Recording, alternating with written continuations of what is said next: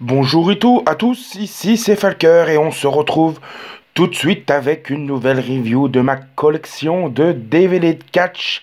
Et aujourd'hui je vais vous présenter un show pour la branche rouge de Raw, le Unforgiven 2003 avec le célèbre Big Red Monster Kane sur la cover.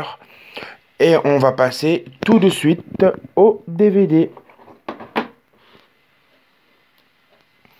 Alors pour ce DVD, une fois de plus, pas de kick-off que Silver Vision nous met à disposition. Et on va commencer avec l'opener de la soirée.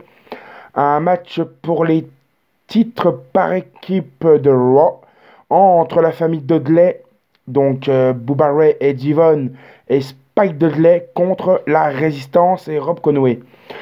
Donc en réalité, sur la jaquette, ils annoncent bien un match par équipe à 6, mais ce n'est pas précisé que c'était pour les titres par équipe.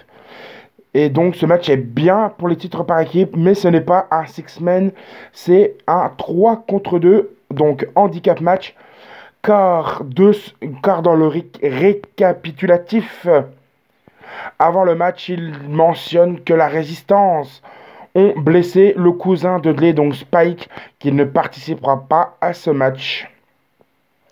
Donc voilà, un match de table classique pour les Dudley, qui deviennent les nouveaux champions par équipe dans un match qui dure une bonne dizaine de minutes. Voilà, c'est un match assez sympa.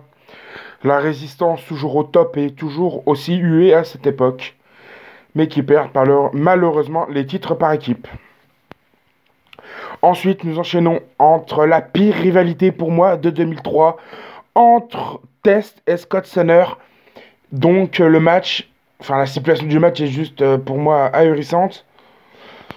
Le gagnant reçoit Stacy Keibler en manager ou pour ses services. Je trouve ça d'un nul. Pour moi, c'est recevoir une diva en récompense. Voilà quoi. Pour moi, c'est pas ce que j'aime. Les segments amoureux, je déteste ça. Puis même, la rivalité est vraiment naze entre les deux. Les matchs sont pas bons. Encore le match aujourd'hui, voilà, il dure 7 minutes. Deux catcheurs, j'aime pas. Scott Steiner, j'aime pas du tout. Test, ça peut aller, mais voilà. Pire rivalité de 2003 pour moi. Franchement, match à zapper. Ensuite, nous passons entre le Legend Killer Randy Orton et la légende Shawn Michaels. D'ailleurs, c'est bien le titre du match, Legend contre Legend Killer. Et bien voilà, Randy Orton commence sa gimmick de Legend Killer maintenant en battant, bien sûr par triche, Shawn Michaels, mais dans un très bon match qui dure à peu près 18 minutes, si j'ai bien chronométré. Voilà, gros match, de l'intensité, du très bon catch, Shawn Michaels au top, Randy Orton, jeune et fougueux, très bon match de catch.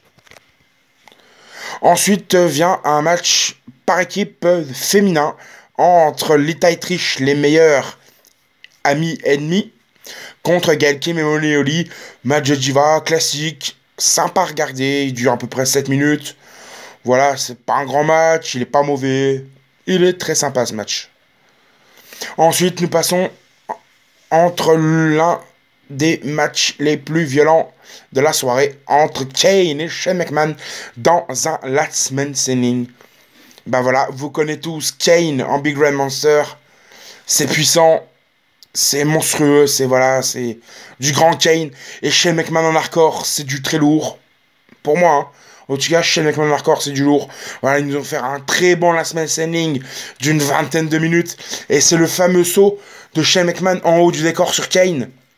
Mais sauf que Kane s'esquive et Shawn Michaels atterrit dans le décor. Et l'arbitre décompte 10 pour Shane McMahon. Donc le vainqueur de ce match est Kane dans un très très bon match. Ensuite vient le triple threat match pour le titre intercontinental entre le champion Chris Jericho et Rock Van Dam. Voilà, très bon match d'une vingtaine de minutes, superbe. Voilà, c'est un gros match. 3 superstars qu'on présente plus. Malgré que beaucoup détestent Christian, et ben moi j'adore. Donc voilà, Christian, pour moi, très très bon champion, très très bon catcheur. Chris Jericho au top, Rock Van Dam au top. Les trois mecs nous ont offert un match au top. Ensuite, le huitième match de la soirée, ou septième, pardon. Al Snow et le coach contre Jerry Lawler et Jim Ross. Bon bah, voilà. Hein. Là, on baisse vraiment, après avoir vu de gros matchs, tu baisses carrément en intensité, et la foule aussi, donc voilà, hein, un match qui dure 8 minutes, c'est pas du bon catch, voilà, c'est Jim Ross, c'est le coach, et voilà, c'est pas top, hein. Faut dire ce qui est, c'est pas top.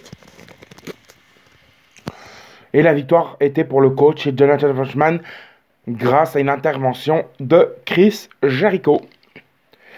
Ensuite, nous passons le main event de la soirée entre Goldberg, qui remet sa carrière en jeu, et Triple H.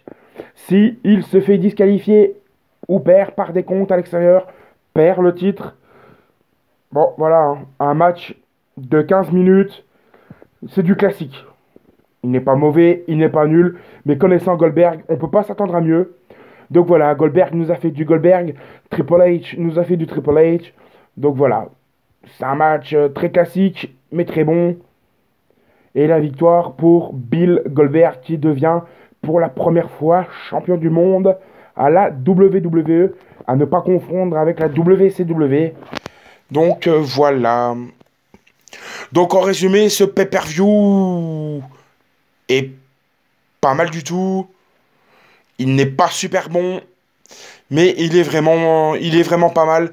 Les matchs à retenir de la soirée sont pour moi le Randy Orton, Shawn Michaels, le Shane contre Chain en Last Man Standing, le Triple Threat pour le titre intercontinental entre Christian, Jericho et Rock Van Dam, et le main event.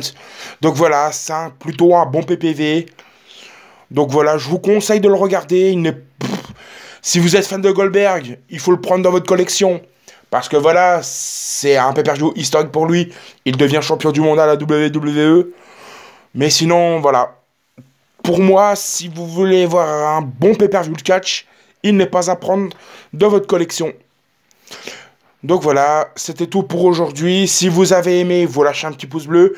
On n'oublie pas de s'abonner à la chaîne et de cliquer sur la petite cloche à côté pour recevoir toutes les notifications de ma chaîne YouTube. Et voilà, amis du catch, on se dit à la prochaine pour une nouvelle vidéo. Salut!